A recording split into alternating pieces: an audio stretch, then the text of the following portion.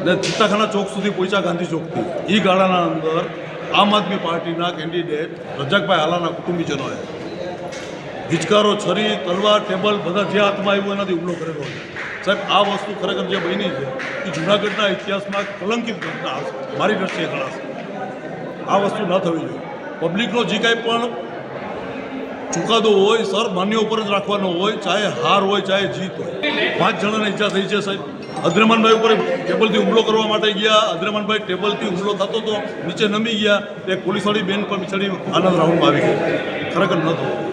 જૂનાગઢ મહાનગરપાલિકાના ચૂંટણીના પરિણામ બાદ ક્યાંક ને ક્યાંક માથાકૂટ થયાની વિગતો સામે આવી રહી છે અને હાલ આપણે જોઈ રહ્યા છો કે વોર્ડ નંબર 8માં પોલીસનો કાફલો અહીંયા પહોંચ્યો છે.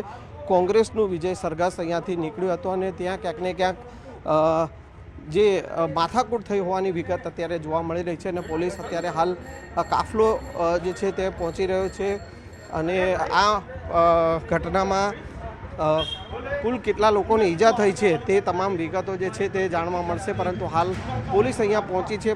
પોલીસે મામલો થાળે પાડવાનો પ્રયાસ કર્યો છે અને અત્યારે હાલ આપ જોઈ શકો છો કે ક્યાંક ને ક્યાંક જે ઘટના જે બની હતી, માથાકૂટની જે ઘટના બની હતી, જે વિજય સરઘસ નીકળ્યું હતું ને કોંગ્રેસનો, અને તેમાં ક્યાંક ને ક્યાંક બબાલની ઘટના જે સામે આવી હતી અને હાલ પોલીસ અહીંયા ઘટના સ્થળે પહોંચી છે. કેમેરામેન હરીશ શર્મા સાથે સંજય ટાંક, ન્યૂઝ 18 ગુજરાતી, જૂનાગઢ. જૂનાગઢ મહાનગરપાલિકાનું પરિણામ જાહેર થયું છે અને પરિણામ જાહેર થતાની સાથે જ ક્યાંક ને ક્યાંક બબાલની ઘટના પણ સામે આવી છે. હાલ હું એ દ્રશ્ય આપને બતાવીશ કે હાલ આ જે દ્રશ્ય જોઈ શકો છો કે આ ચિત્તાખાના ચોક છે કે જ્યાંથી કોંગ્રેસના જે જીતેલા ઉમેદવારોનું વિજય સરઘસ નીકળતું હશે ને તે દરમિયાન ક્યાંક ને ક્યાંક બબાલની ઘટના સામે આવી છે. 3 થી 4 લોકો છે તેઓને ઈજા પણ પહોંચી હોવાની પ્રાથમિક જે છે વિગતો સામે આવી છે. જોકે હાલ અત્યારે પોલીસ કશું જ કહી રહી નથી. માત્ર ને માત્ર અહીંયા પોલીસનો કાફલો જે છે તે અહીંયા પહોંચ્યો છે અને આ ચિત્તાખાના ચોક જે છે ત્યાંથી વિજય સરઘસ નીકળી રહ્યો હતો ને તે દરમિયાન ક્યાંક ને ક્યાંક પથરાવની વાત પણ સામે આવી રહી છે અને સાથે જે પણ કેટલાક જે તત્વો છે કે તેઓએ આ વિજય સરઘસ ઉપર હુમલો કર્યાની વિગત જે છે તે સામે આવી છે.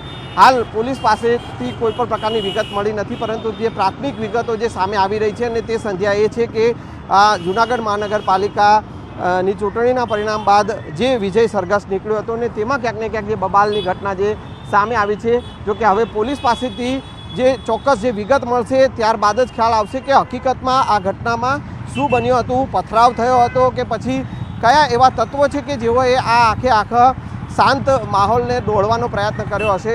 તે તમામ વિગતો જે છે તે પોલીસ પાસેથી જે ચોક્કસ વિગત સામે આવશે ત્યારબાદ જ ખ્યાલ આવશે. બિલકુલ દીપા, જૂનાગઢ મહાનગરપાલિકાની ચૂંટણીના પરિણામ બાદ ક્યાંક ને ક્યાંક બબાલની ઘટના જે સામે આવી છે અને હાલ આપ જોઈ શકો છો કે વોર્ડ નંબર 8માં કોંગ્રેસની પેનલ વિજય થઈ અને એ કોંગ્રેસના વિજેતા જે ઉમેદવારો જે છે કે તેઓએ વિજય સરઘસ જે તેઓ અહીંયા કાઢ્યું હતું ને ત્યારે આમ આદમી પાર્ટીના કાર્યકરો અને કોંગ્રેસના કાર્યકરો વચ્ચે માથાકૂટ થઈ હતી અને બોલાચાલી થઈ હતી, હાથાપાઈ થઈ હતી અને તેમાં ક્યાંક ને ક્યાંક 3 થી 4 લોકોને ઈજા પહોંચી છે. તમામને હોસ્પિટલમાં લઈ જવામાં આવ્યા છે. સાથે એક વિગત એવી પણ સામે આવી છે કે મહિલા કોન્સ્ટેબલને પણ ઈજા પહોંચી છે અને તે વિગત પણ અત્યારે સામે આવી છે. હાલ પોલીસનો કાફલો અહીંયા તૈનાત કરી દેવાયો છે. પોલીસે પેટ્રોલિંગ પણ શરૂ કરી દીધું છે. પોલીસ દ્વારા આસપાસની દુકાનો જે છે તેને પણ બંધ કરી દેવાઈ છે અને 3 લોકોની અટકાયત આ સમગ્ર મામલામાં કરવામાં આવી છે તેવી પણ વિગત સામે આવી રહી છે. એટલે કે હાલ પરિસ્થિતિને થાળે પાડવાનો પ્રયાસ તો પોલીસ દ્વારા કરવામાં આવ્યો છે. સાથે સાથે પેટ્રોલિંગ કરી અને આ કયા એવા તત્વો હતા કે જેના દ્વારા આ વાતાવરણને દોડવાનો જે પ્રયાસ કરવામાં આવ્યો કે જે બબાલ જે ઘટના બની હતી તેમાં 3 લોકોની અટકાયત કરવામાં આવી છે અને હાલ પોલીસે સમગ્ર જે જ્યાં ઘટના બની હતી એ ઘટના સ્થળ પર નિયંત્રણ મેળવી લીધું છે અને હાલ પોલીસ અહીંયા તૈનાત કરી દેવાઈ છે. પોલીસ દ્વારા પેટ્રોલિંગ પણ શરૂ કરી દેવામાં આવી છે.